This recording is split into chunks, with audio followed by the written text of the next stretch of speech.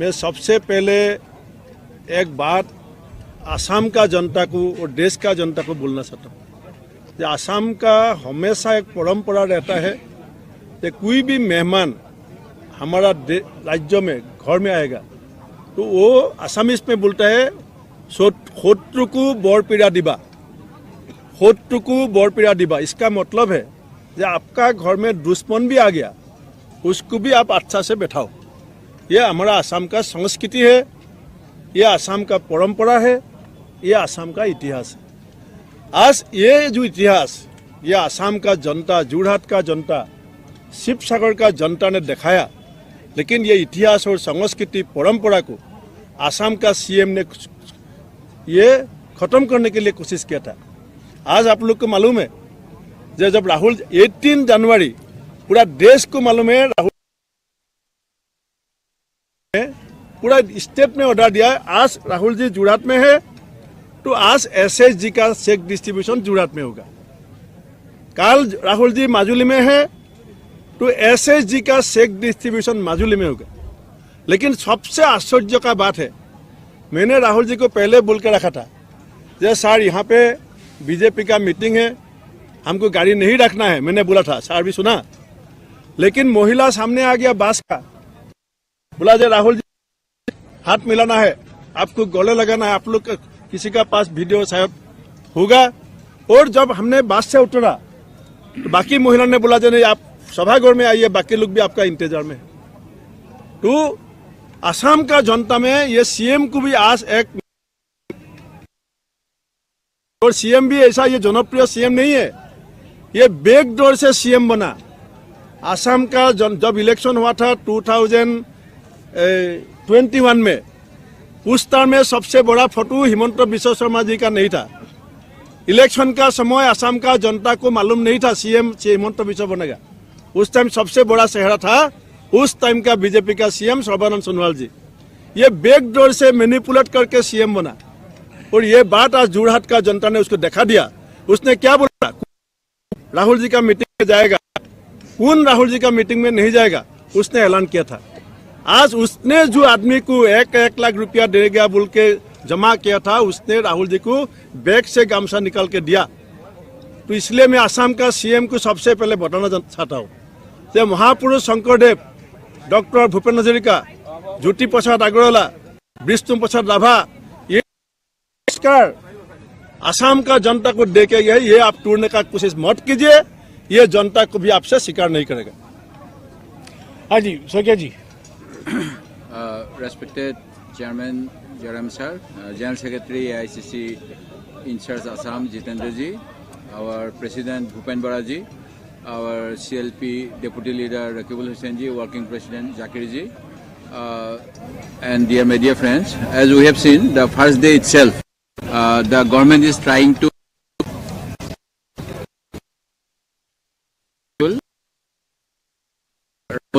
Bharat Jodo Nyay Yatra, and as such they have only given 1 day for registration of self-help group members to various in various districts, and that is done as per schedule which is given for Bharat Jodo Nyay Yatra, and this is done only to keep our people away, but जितु হৈ আছে মানে এটো দুৰ্ভাগ্যজনক যে আমাৰ অসম চৰকাৰে ৰাহুল গান্ধী জিফালে যাব আৰু আমাৰ ভাৰত জোড়ো ন্যায় যাত্ৰা জিফালে যাব হেফালে চৰকাৰী কাৰ্যসূচী দিছে। আমি অসমত দেখিছো যেতিয়া খাদ্য সুৰক্ষা আঁচনি হয়, যেতিয়া আয়ুষ্মান ভাৰত হয়, যেতিয়া বৃদ্ধ পেঞ্চন হয়, যেতিয়া আমাৰ অন্যান্য বিভিন্ন চৰকাৰী আঁচনি হয়, অৰুণোদয় আঁচনি হয়, তেতিয়া এটা টাইম পিৰিয়ড দিয়ে 15 দিন 20 দিনৰ ভিতৰত আপুনি আবেদন কৰক। কিন্তু এবাৰ ৰাহুল গান্ধী যেতিয়া যাত্ৰা ঘোষণা কৰিলে 18 তাৰিখৰ পৰা তেখেতৰ যাত্ৰাৰ প্ৰভাৱিত অঞ্চলসমূহত মাত্ৰ এদিনৰ কাৰণে ফৰ্ম ফিল আপৰ ব্যৱস্থা কৰি দিছে। আৰু যোৱা এই কথা আমি গম পাই যেতিয়া মুখ্যমন্ত্ৰীয়ে ভিডিঅ' কনফাৰেন্স যোগে অঘোষিত অলিখিত জিলাৰ নিম্ন পৰ্যায়ৰ বিষয়াসকললৈ আৰু মহিলা গোটবিলাকৰ যিসকল জীৱিকা সখী তেখেতসকলক বাধ্য কৰিলে যে আপোনালোকে সেইদিনাই ফৰ্ম ল'ব লাগিব, আৰু কিন্তু ফৰ্মখন ফিল আপ কৰিব এসপ্তাহৰ পিছত। অৰ্থাৎ আজি মানুহখিনি আবদ্ধ কৰিবলৈ এটা কুচক্ৰান্ত কৰিছিল, এই চক্ৰান্ত আজি বিফল হৈছে। আমি অসমৰ ৰাইজক আজি প্ৰথম দিনাই উৎসাহপূৰ্বকভাৱে আমগুৰিৰ হালৱা টিঙত আদৰণি জনোৱাৰ বাবে ধন্যবাদ জনাইছোঁ আৰু চৰকাৰৰ এই প্ৰচেষ্টা অসমৰ ৰাইজে বিফল কৰিব আৰু ইয়াকে আজি আপোনালোকৰ যোগেদি অৱগত কৰিছোঁ। ধন্যবাদ। मैं भूपेन जी से गुजारिश करूंगा कि आपको संक्षिप्त में प्रोग्राम के बारे में बता दें, कहाँ कहाँ आज से लेकर 25 तक। माननीय सांबादिक बंधुসকল, आसामीज में हिंदी? हाँ बोलो ना, हिंदी में या दोनों में का। आज रात को हम जो निमाती घाट है माजुली का तरफ जाता है, वो निमाती घाट का नजदीक में राहुल जी रात रुकेगा। सुबह 7 बजे हम लोग कोशिश करेगा, फॉग थोड़ा कमती होगा तो 7 बजे ही हम माजुली के तरफ बोट लेकर रवाना होगा और माजुली में जाके सबसे पहले वहाँ का जो सबसे बड़ा सत्र है आउनियाती सत्र, सत्राधिकार प्रभु ने डॉक्टर जनार्दन गोस्वामी जी ने हमने मिला, सर आपको निमंत्रण है तो हम लोग सबसे पहले आउनियाती सत्र में जाएगा और उसके बाद रूट शो भी होगा, एक पब्लिक रैली भी होगा और माजुली होते हुए हम ढोकुआखाना जाएगा। ढोकुआखाना से हम रात जाके गुगामुख में रुकेगा और गुगामुख में एक 5 बजे 6 बजे का तक एक स्ट्रीट कॉर्नर मीटिंग होगा और सुबह हम नेक्स्ट डे 28 को वहाँ पे बोगी नदी टेम्पू सबसे पहले राहुल जी जाके पुडुमनी थान में जाएगा। पुडुमनी थान का बाद राहुल जी लखीमपुर का तरफ आगे बढ़ेगा। लखीमपुर में एक बड़ा road show Lakhimpur district Congress ने ऑर्गेनाइज किया है। वो रूट शो का बाद नावबैसा कॉन्स्टिट्यूएंसी लालुक में जाके राहुल जी लंच, आज जैसे लंच ब्रेक है वहाँ पे लंच ब्रेक होगा और वहाँ से सीधा राहुल जी ईटानगर जाएगा। ठीक है, ईटानगर एक मिनट एक बार उस टेम्पल को फिर से प्रोनाउंस कर दीजिए जहां राहुल जी 22 को नहीं 20 देखिए कर रहे हैं, आप सीधा 22 को जंप कर रहे हैं। का भी खुला सर, रोज भारत जोड़ो यात्रा एक दिन कर रहे हैं। आज 18 तारीख है, 18, 19 और 20 का प्रोग्राम बताइए। वो टेम्पल नहीं होता हूँ वैसे। सुनिए ना जवाब दे। 18 आज तो यहाँ है 19 तारीख गुगामुख से सुबह जब निकलेगा तो पुडुमनी थान एक ऐतिहासिक मंदिर है, एक हिस्टोरिकल टेम्पल है, वहाँ पे सुबह से जाके राहुल जी प्रार्थना करेगा। इसका बाद बोगी नदी होकर लखीमपुर से लालुक जाके लंच ब्रेक, इसका बाद ईटानगर। ये 20 तारीख को है, 20 तारीख 20 আমি নদী পাৰ হোৱাৰ লগে লগে তাত এটা বিপুল আদৰণি হ'ব, তাৰ পৰা গাড়ী যাত্ৰা হ'ব, গৈ পেলাই আমি আউনীআটী সত্ৰত যাম। আউনীআটী সত্ৰ পাৰ হৈ পেলাই ফুলনি ফালে তাত আমাৰ দলৰ ফালৰ পৰা এখন বিশাল সভা অৰ্গেনাইজ কৰিছে, তাত আমি সেই ৰাইজক সম্বোধন কৰিম, কৰি পেলাই আমি ঢকুৱাখানা যাম। एक मिनट 18, 19 और 20 का प्रोग्राम दिया है आपको। 20 को 20, 21, 22 का प्रोग्राम हम देंगे क्योंकि ये प्रोग्राम बनते जाता है।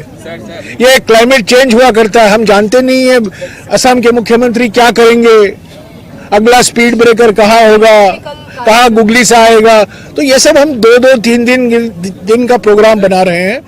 अभी 18 सुन लीजिएगा प्लीज, इसके ऊपर बार बार सवाल करने की कोई जरूरत नहीं है।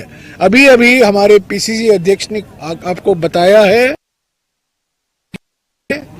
कल के प्रोग्राम के बारे में और परसों के बारे में, ठीक है? दूसरा सवाल पूछना था। हाँ ठीक है, अभी आप कोई भी सवाल पूछ सकते हैं। ईस्टर्न नागालैंड का जो उत्तर पूर्वांचल का एक बड़ा क्षेत्र है, 7 डिस्ट्रिक्ट आप लोगों ने नागालैंड में नहीं छुआ, जहाँ पे आप लोग का बहुत बड़े दिग्गज नेताएं थे और उसका ऐसा रिमोट एरिया है अभी भी पेशेंट को कान में लेके जाता है नागालैंड में, वो आप लोग का भारत का न्याय देखिए यात्रा का एक रूट है, पड़ा हम दीमापुर नहीं, सुनिए ना, सुनने की बात करिए ना, सुनिए, मैं नागालैंड की बात ही कर रहा हूँ। जो रूट में जगह आते हैं उसी से हम भारत जोड़ो न्याय यात्रा निकाला जाता है। ये स्टेट नहीं है, ये ऐतिहासिक जगह नहीं है, इसके मैं सवाल नहीं दे सकता हूं क्योंकि ये रूट तय किया गया है कई फैक्टर को लेकर। सिटी है, हम तो पिछले 4 दिन से हम भारत जोड़ो न्याय यात्रा कर रहे हैं पत्थरों पर और गड्ढों पर, यहां सड़कें ही नहीं थे पिछले 2-4 दिन से। तो कुछ जगह छूटे हैं उसका माने ये नहीं है वो हमारे लिए महत्व नहीं रखते हैं, सभी जगह महत्व रखते हैं। पूछिए, एक मिनट। आप चूंकि पीसीसी है, राहुल जी से लेके अब तक यहाँ तक भीड़ है, इसी भीड़ जिक्र जो ने किया था कि राहुल गांधी की यात्रा में या उनकी रैली में भीड़ बहुत आती है, लेकिन इस पर नहीं हो पाता। इसकी चिंता कांग्रेस पार्टी को करनी चाहिए, और इतनी चिंता जब वो पार्टी का कर रहे हैं, उनकी चिंता आप करेंगे, वो गठबंधन के हिस्सा होंगे यहाँ पर। देखिए, हम बीजेपी आरएसएस जैसा कम्युनल फोर्स का खिलाफ जुड़ रहा है। ये भी एक कम्युनल फोर्स है, सीएम का रिमोट कंट्रोल से चलता है। आपको सबको मालूम है, राज्यसभा में उसने वोट किसको दिया, राष्ट्रपति चुनाव में वोट किसको दिया, और इसने आसाम का सीएम को देश का बेस्ट सीएम बोल के अनाउंस किया। क्यों मालूम है? क्योंकि आसाम का सीएम ने एक ही खत में आसाम का डीजीपी और पीसीसीएफ को चिट्ठी लिखा था, आजमल का अगरगोश का जो बिजनेस है, ये जिस भी ट्रक से जाएगा, ये ट्रक में कोई फॉरेस्ट डिपार्टमेंट का ऑफिसर, कोई पुलिस हाथ भी नहीं लगा सकता है। ये सीएम ने खुद हाथ से लिखा है, ये चिट्ठी भी मैं आपको देगा। तो इसका जो बिजनेस का साथ कांग्रेस को भी रिश्ता नहीं जुड़ेगा। एक मिनट। दूसरी बात अरे एक मिनट यार, नहीं, दूसरी बात सुनिए। वोट का जो बात बोल रहे हैं, पिछले बार हमने 1 लाख वोट से बीजेपी से हारा। हमारा जो वोट ये अपर असम में 19 सीट में हमने क्यों हारा? कुछ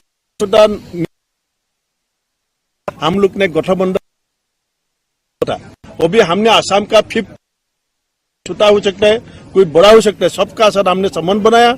और 21 तारीख सुबह राहुल जी, जयराम रमेश जी, जितेंद्र सिंह जी उन लोग से मिल रहे। वो भी आसाम में बीजेपी के खिलाफ हम एक ही कैंडिडेट देगा पूरा अपोजिशन से, और आप हम दिखाएगा आपको जो कौन जीतेगा कौन हारेगा। एक मिनट, रॉकीबुल आप क्या जवाब देंगे? रॉकीबुल जी होगा यहाँ से।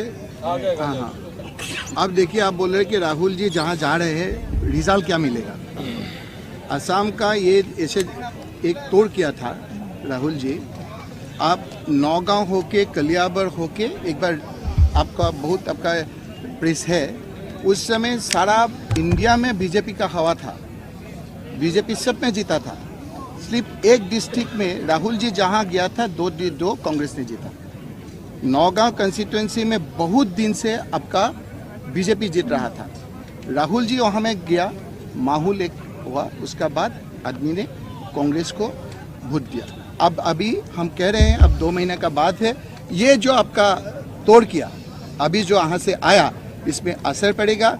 ये जो महिला देख रहे हैं ना, जयराम रमेश जी शायद भूल गया है, ये सब महिला कांग्रेस का जो जब आपका मिनिस्टर था rural development, self help group उन लोगों ने किया था। तरुण गोगोई के दिन में हम पीएनआरडी मिनिस्टर था, हमारा फोन अगर देखेंगे तो वहाँ से फोन कर रहा है, हम आ रहे हैं लेकिन वोट कांग्रेस को देंगे। क्योंकि ये सेल्फ हेल्प ग्रुप का जो कॉन्सेप्ट है, जो हिमंत बिस्वा शर्मा ने बनाया बुलाया, ये उनका नहीं है, सेल्फ हेल्प ग्रुप कांग्रेस का है। वो लोग आया है, अब तो आना होगा, गवर्नमेंट का है, ये तो हिमंत बिस्वा शर्मा का पैसा नहीं है। जो आपका आम आदमी का जो पैसा लेके वो जो खा रहे हैं, उनका एक हिस्सा यहाँ में दे रहे हैं। आम आदमी का पैसा आम आदमी को दे रहे हैं। इसे महिला आ रहे हैं, ये महिला कांग्रेस को देंगे वोट। और जो आप देखिए, बहुत आदमी रास्ते में आया है, भेंट नहीं कर पाया, क्योंकि वो लाइट का बिल का रसीद लेके आया है। 200 रुपया मंथली लाइट का बिल टी गार्डन का आदमी दे रहा था, अभी हिमंत बिस्वा शर्मा ने मंथली 2000 कर दिया। कहाँ से देंगे वो लोग? रो के लाइट का बिल और गार्डन से आपको दूर आके राहुल गांधी जी को देने के लिए आया था, लेकिन पुलिस ने रोक दिया। हाँ, देखिए, आजमल का बारे में बोला है, आजमल का बारे में हमारा मुख से कुछ नहीं बोलना चाहते हैं। अगर आप चाहते हैं तो हम एक वीडियो दे देंगे जो हिमंत बिस्वा शर्मा ने बोला है, जो आजमल हमारा अपना भाई है। हम तो आजमल जी बोल रहा है, आजमल बदौरीन आजमल बोल रहा है। हम आपको दिखाएंगे, हिमंत बिस्वा शर्मा ने बदू भाई बोला है, अपना भाई है। बदू भाई ने हम जो कहते हैं वही करते हैं। राज्यसभा में जिसको वोट देने बोलते हैं वो बोला, हिंदी चैनल में आप बोल रहे हैं, आपको हम दे देंगे। जो आजमल हमारा अपना आदमी है, हम जैसे कहते हैं वैसे करते हैं, इसीलिए आजमल के साथ हमारा कोई रिलेशन नहीं। हाँ जी, एक मिनट यहाँ पर है। और इसी समय आपका एक्सपेल जो कांग्रेस के जो प्रेसिडेंट है, अंगिका दत्ता, वो धरने पर है। नाउ शी इज डिमांडिंग अ न्याय।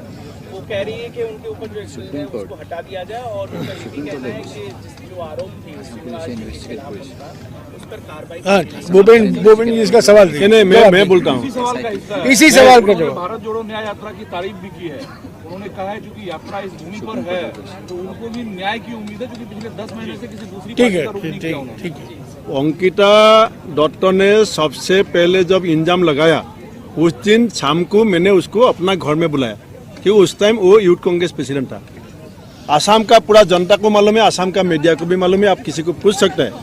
मैंने उसको आश्वासन दिया था जे 7 दिन का अंदर तुमको मैं दिल्ली ले जाके हमारा हाईकमान से मिला के मैं जस्टिस देगा।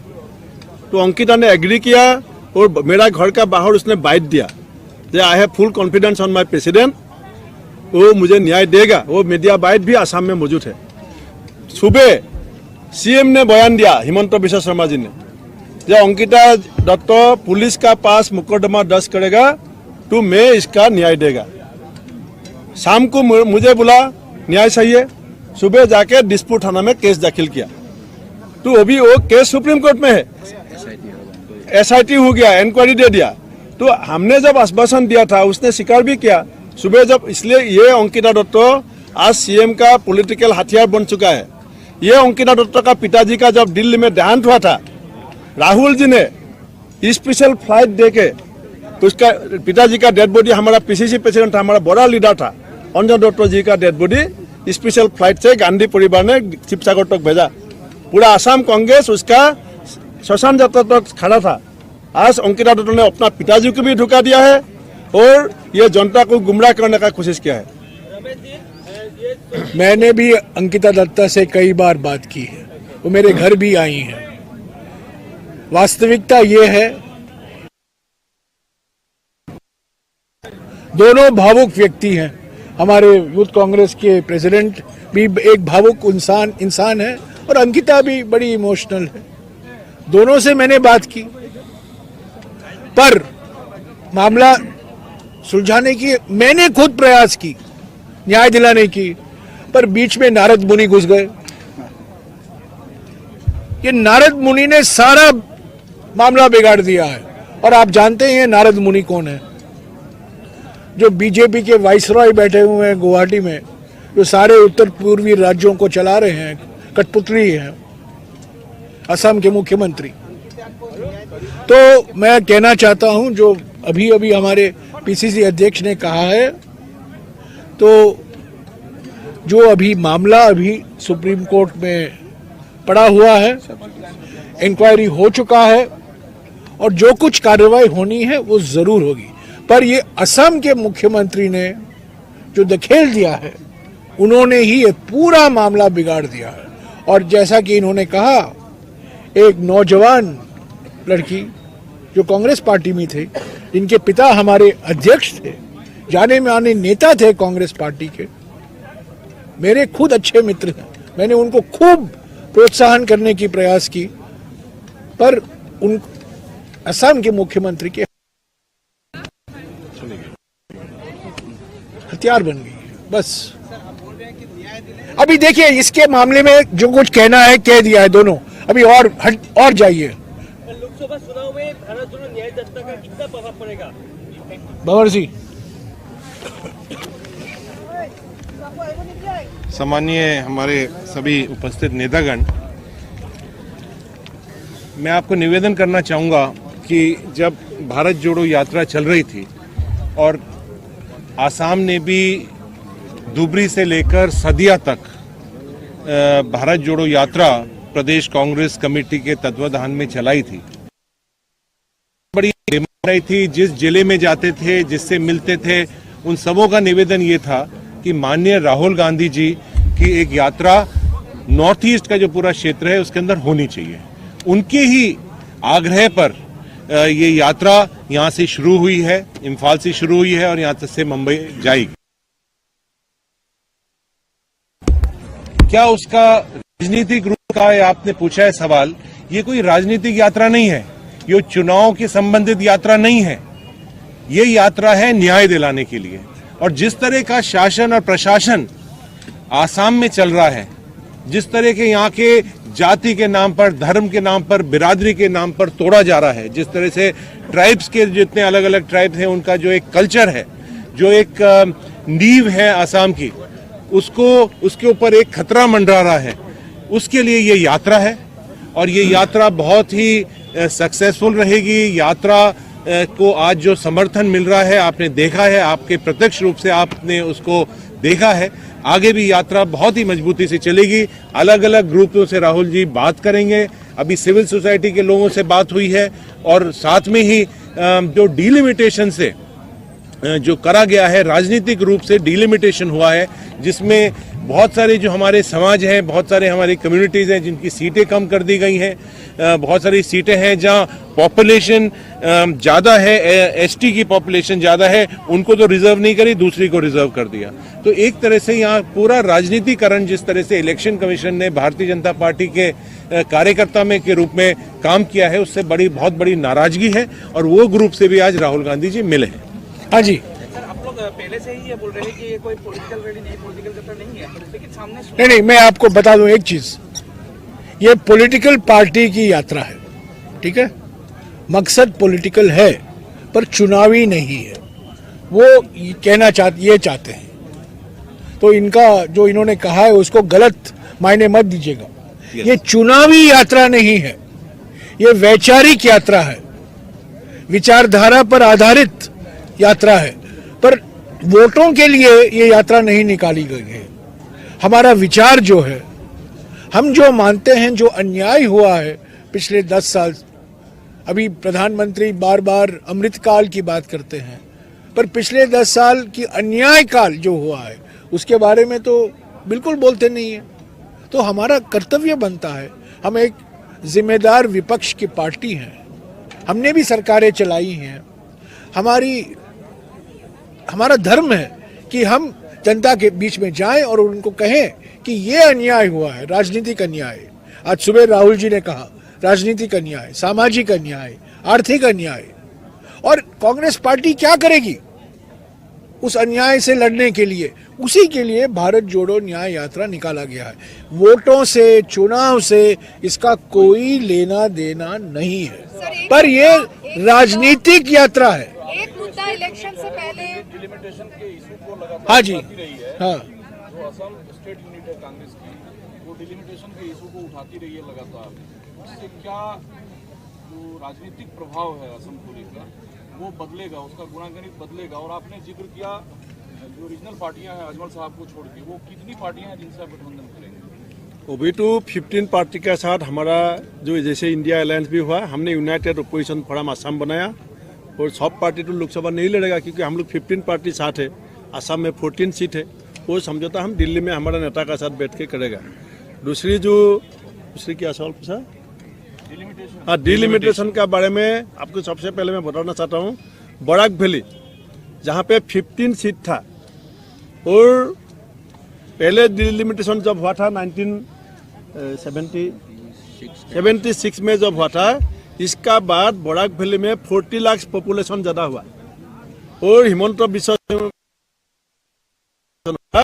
वहाँ पे 2 सीट कम हो गया। इसका मतलब क्या है? ये डिलिमिटेशन किस वजह से किया गया? तो बराक वैली का जो 15 असेंबली सीट था, 40 लाख आदमी ज़्यादा हो गया 76 का बाद, और सीट 1972 का बाद 40 लाख पॉपुलेशन इंक्रीज हुआ और 2 सीट डिक्रीज हुआ। ये हमारा नाराजी है। आज आमगुड़ी एक आप जिसका बात कर रहे हैं अंकिता दत्त, उसको हम लोग ने 2 बार टिकट यहाँ पे दिया था। अभी वो कहाँ जाएगा? आमगुड़ी का जनता का जो हिस्सा है वो असेंबली में कौन लेके जाएगा? तो आमगुड़ी को शिवसागर एक ऐतिहासिक जिला है, इसमें 600 ईयर्स आहूम का राज था।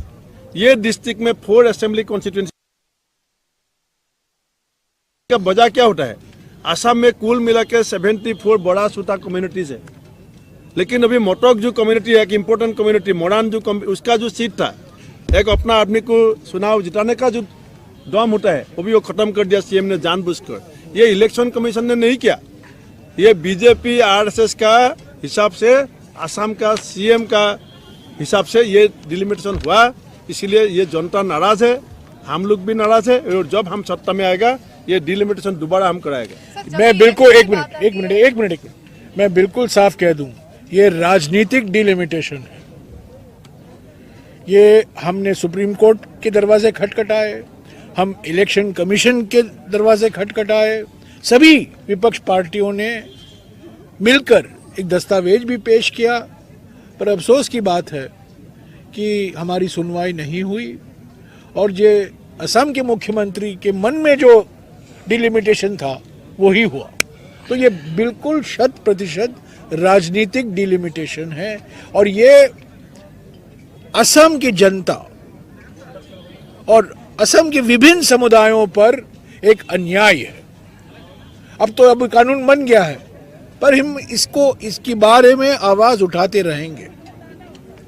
जब भी इलेक्शन ही आता है तब भी सीए एनआरसी की बात आती है। ईस्ट में खास करके बंगाल में जाके अमित शाह ने वहाँ पे सीए की बात की, उन्होंने जब मीटिंग करी तब भी एनआरसी की बात की। तो सीए पहले एनआरसी पहले, ये जो झूठ पे झूठ बोलते हुए जा रहे हैं, तो कांग्रेस क्या इस मुद्दे को सामने लाएगी? असम हमेशा हमने संसद के अंदर, संसद के बाहर भी कहा है कि आप सीए लाए, 4 साल हो गए, 9 बार आपने एक्सटेंशन मांगा क्योंकि आपके कानून के अधिनियम के तहत आपने रूल नहीं बनाए हैं। ये कैसे लागू होगा ये कानून?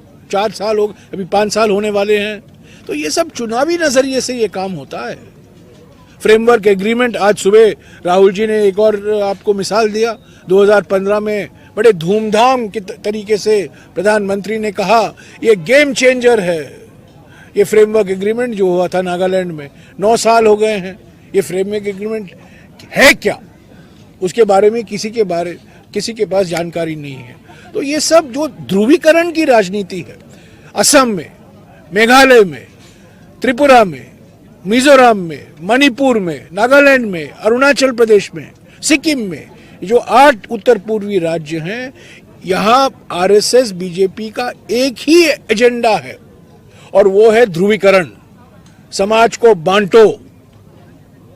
यहाँ आरएसएस और बीजेपी यूनिफॉर्मिटी चाहती है, हम यूनिटी चाहते हैं, यहाँ की अनेकताओं को सुरक्षित रखना चाहते हैं, पर बीजेपी इसमें विश्वास नहीं रखती, आरएसएस इसमें विश्वास नहीं रखती है। इसीलिए चुनाव के वक्त ऐसे मुद्दे उठाए जाते हैं जो विभाजनकारी मुद्दे हैं, जो सामाजिक, जो राहुल जी ने बार बार कहा है भारत जोड़ो यात्रा के समय, सामाजिक ध्रुवीकरण के मुद्दे हैं। ये सामाजिक सद्भावना को गड़बड़ाने के लिए ये मुद्दे उठाए जाते हैं। सर, आपने सामाजिक सद्भावना की बात की है, राहुल गांधी मोहब्बत की दुकान की बात कर रहे हैं। तमाम सांसद हैं, मुस्लिम सांसद, समाजवादी पार्टी के एमपी हसन भी हैं, उन सबका कहना है कि 22 तारीख के 4-5 दिन पहले बसों में, ट्रेनों में मुस्लिम यात्रा करने में संभल कर चले, क्योंकि तमाम सस्ते लोग हैं, लिंचिंग कर सकते हैं, जैसा पहले भी हुआ। आप असम के बारे में कह रहे हैं कि देश भर के? बोलो यार। मैं असम के बारे में एक बार बोलो, असम के बारे में बोलो। जब देश का विभाजन हुआ था तब भी असम में इसका प्रभाव कभी नहीं पड़ा। जब देश विभाजन हुआ था, पूरा तूफान आया था, उस टाइम भी असम में इसका कोई प्रभाव नहीं था। क्यों मालूम है? क्योंकि असम का जो जातीयतावाद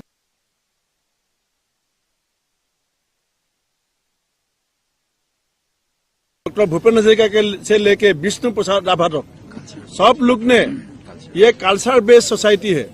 इसमें हमने जो सीखा है ये बीजेपी आरएसएस से नहीं सीखा है। हमारा गुरु ने जो सीखा, यहाँ का जो सुकाफा था पहला राजा आहूम का, वो सुकाफा ने बाहर से आया था, लेकिन संस्कृति भाषा यहाँ से अपना लिया।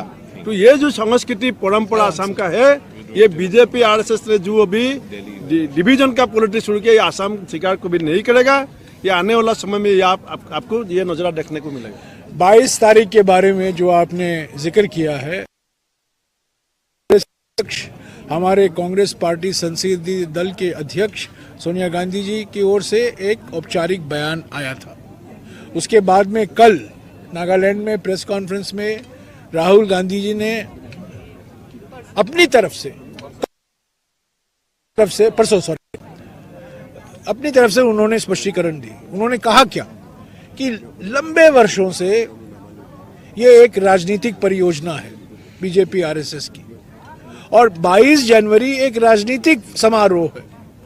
हम इस कांग्रेस पार्टी इस स्थिति में नहीं है कि हम इस राजनीतिक परियोजना के राजनीतिक फंक्शन के राजनीतिक निमंत्रण को हम स्वीकार सकते हैं, हम नहीं कर सकते। पर धर्म एक निजी मामला है, आस्था है, सभी लोग अलग अलग धर्मों में विश्वास रखते हैं। हम एक बहुधार्मिक समाज हैं, बहुभाषीय समाज हैं, बहुजातीय समाज हैं, बहुप्रांतीय समाज हैं। अनेकता में एकता ही उसी के सिद्धांत पर हमारा संविधान बना है, हमारा गणतंत्र बनाया गया है। तो राहुल जी ने भी कहा है कि हम धर्म विरोधी नहीं हैं, सभी धर्मों का सम्मान हम करते हैं, सभी धर्मों को हम जश्न बनाते हैं, और अलग अलग लोग जो अलग अलग धर्मों में विश्वास रखते हैं उनकी आस्था का हम सम्मान भी करते हैं। इसके अलावा हम और कुछ नहीं कर सकते।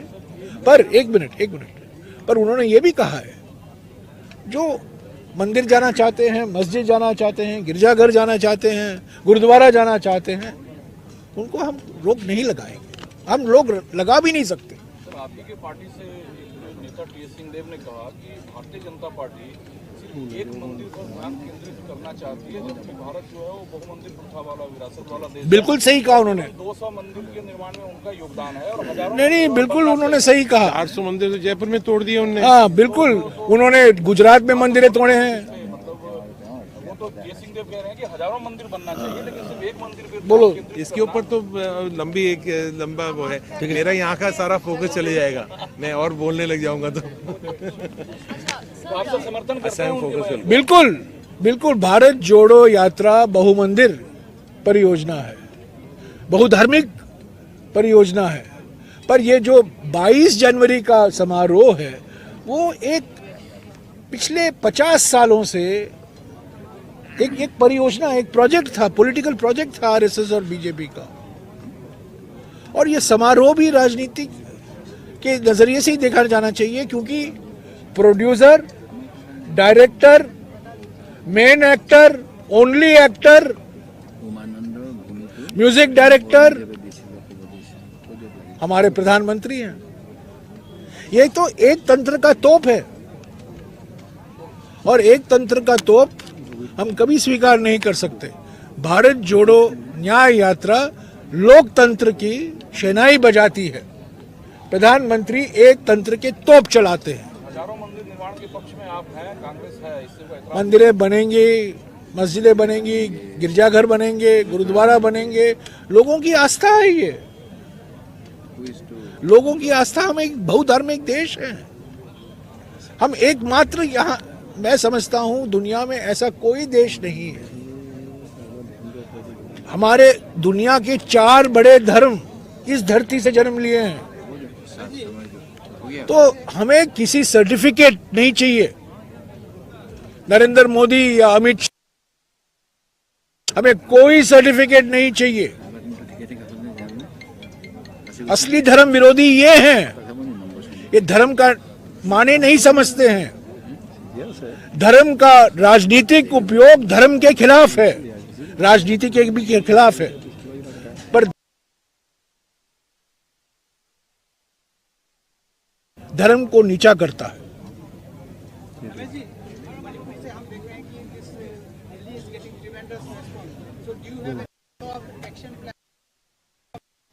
Well, the organization is the follow-up. हमारे संगठन में जो जान आती है, हमारे कार्यकर्ताओं में जो ऑक्सीजन मिलता है हमारे कार्यकर्ताओं को, उसी से हमें सफलता चुनाव में हासिल होगी। पर मैं आपको फिर से कहूं, दोहराऊंगा, भारत जोड़ो न्याय यात्रा का मकसद वोट नहीं है, हम वोट के पीछे नहीं भाग रहे हैं।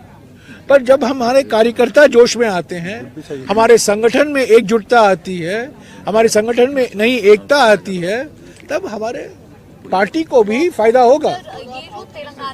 फॉलो अप तो होता रहता है यार, एक निरंतरता होता है। पॉलिटिकल पार्टी कभी सोती नहीं है, हमेशा रोज फॉलो अप होता है। सर, तेलंगाना में 4 MOUs रेवंत रेड्डी तेलंगाना सरकार में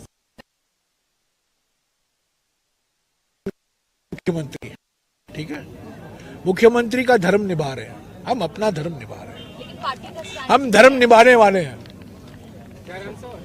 और last question, It's the 5th day of the Yatra and we are touching the 3rd state.